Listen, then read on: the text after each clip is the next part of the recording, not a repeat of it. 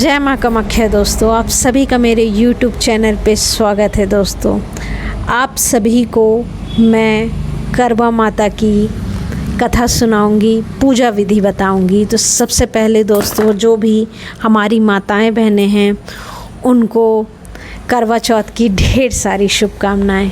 और करवा चौथ के दिन हमारी माताएं बहनें निर्जल उपवास रखती हैं अपने सुखी वैवाहिक जीवन की कामना के लिए, लंबी उम्र की सौभाग्यशाली रहने के लिए। देखिए दोस्तों, हर जगह शहर में ये अलग अलग तरीके से मनाया जाता है, लेकिन इस वीडियो में मैं आपको सबसे सरल और आसान विधि बताऊंगी करवा चौथ की व्रत करने की।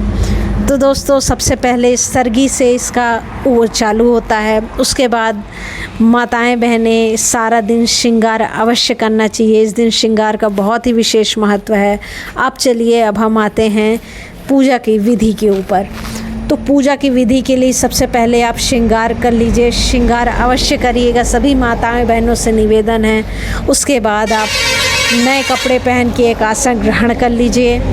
और आसन ग्रहण करके सबसे पहले आप एक चौकी ले लीजिए, उसमें लाल वस्त्र बिछा लीजिए और उसमें कलश रख लीजिए। कलश जिसमें आम की टेरी होती है, ऊपर आप चावल ले लीजिए कटोरी में और उसमें एक दीपक जला लीजिए घी का, और कलश ले लीजिए। उसके सामने गौरा गणेश को बैठा लीजिए जिसमें हल्दी और सुपारी हो, और उसके बाद करवा माता की फ़ोटो लगा लीजिए।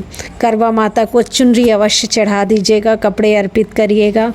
तो सबसे पहले आप आचमन कर लीजिए। आचमन में ओम केशवाय नमः, ओम माधवाय नमः, ओम नारायणाय नमः, ओम ऋषिकेशाय नमः, पवित्रो नमः, ऐसे करके आप अपना शुद्धिकरण कर लीजिए।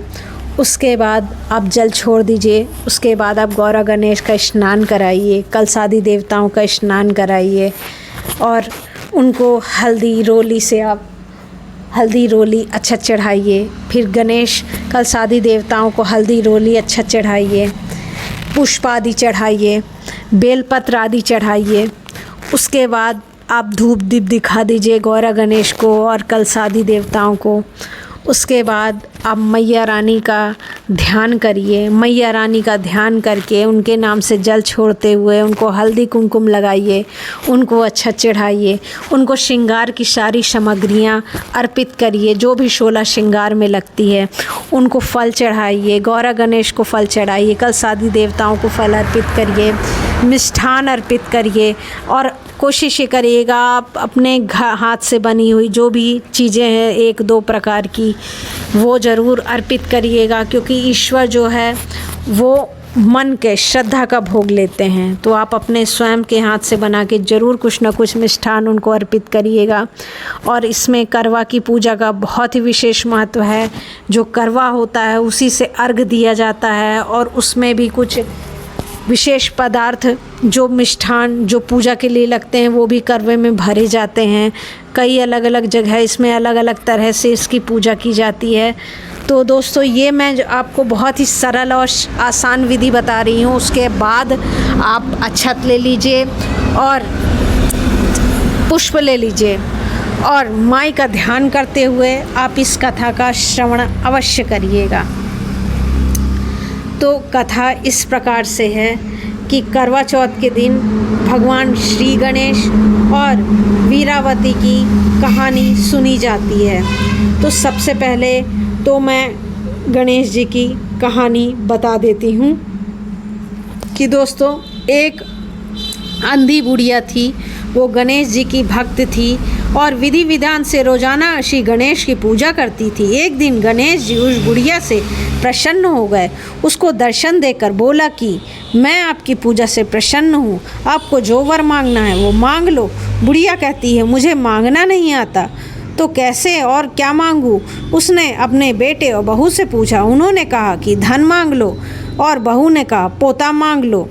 तब बुढ़िया ने सोचा कि ये तो मतलबी हैं, अपने मन की बातें बोल रहे हैं। फिर बुढ़िया ने पड़ोसियों से पूछा। पड़ोसियों ने कहा, बुढ़िया तेरी थोड़ी सी ज़िंदगी बची है तो तू आंखें मांग ले, जिससे तेरी बाकी बची ज़िंदगी सुख में बीते। तो उस बुढ़िया ने बेटे, बहू और पड़ोसियों की बातें सुनकर घर में जाकर सोचा कि क्यों ना ऐसी चीज़ मांग लूँ जिसमें बेटा, बहू और मेरा सबका भला हो। जब दूसरे दिन श्री गणेश जी आए तब बोले कि आपको क्या मांगना है, कृपया बताइए। हमारा वचन है कि आप जो मांगोगी वो ही होगा। गणेश जी के वचन सुनकर बुढ़िया बोली, हे गढ़राज, यदि आप मुझ पर प्रसन्न हैं तो 9 करोड़ की माया दें, निरोगी काया दें, अमर सुहाग दें, आँखों में प्रकाश दें, नाती पोते दें और समस्त परिवार को सुख दें, फिर अंत में मोक्ष दें। बुढ़िया की ऐसी बातें सुनकर बोले, बुढ़िया माँ, तू तो मुझे ठग लिया था, तथास्तु, यह कहकर गणेश जी अंतर्ध्यान हो गए। गणेश जी जैसे ही बुढ़िया की मांगे सुनकर उनके अनुसार सब कुछ दे दिया और बोलो सब गणेश भगवान की जय। दोस्तों, ये कथा वीरावती की कथा है। करवा चौथ में पौराणिक कथा के अनुसार दोस्तों, ये मैं आपको अगले वीडियो में ये कथा सुनाऊंगी। जब तक के लिए राम राम।